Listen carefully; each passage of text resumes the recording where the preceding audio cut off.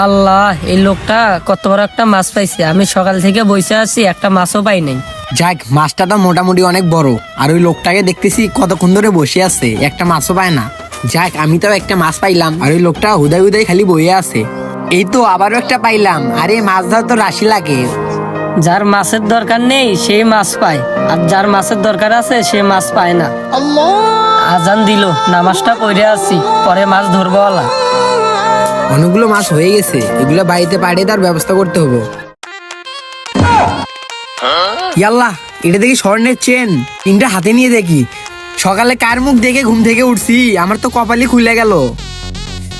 ইয়াল্লা, চেনটা আমার পকেটের ভিতরে রাখি। না না, পকেটের ভিতরে রাখলে ও আবার দেখে ফেলাইবো। মাছের ভিতরে রাখি। মাছটা বের করে মাছের ভিতরে রাখিয়া দেয় সুন্দর করে, যাতে ও না বুঝতে পারে। ওই তো দেখি ওই লোক চলে গেছে, মাছটি আর ভিতরে রাখি।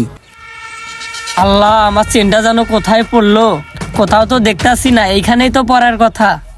ভাইটারে জিজ্ঞেস করি, ভাই আমি এই জায়গা থেকে উঠে যাওয়ার সময় মনে হয় আমার চেনটা এই জায়গায় পড়ছিল, আপনি কি দেখছিলেন? কই না তো, স্বর্ণের চেন আমি তো দেখি নাই।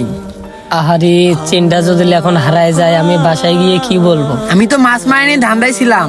আপনার চেন তো আমি খেয়াল করিনি। স্বর্ণের চেন নিয়ে কেউ মাছ মারতে আয়ে হয়তো পুকুরে পড়ে গেছে, আর না হলে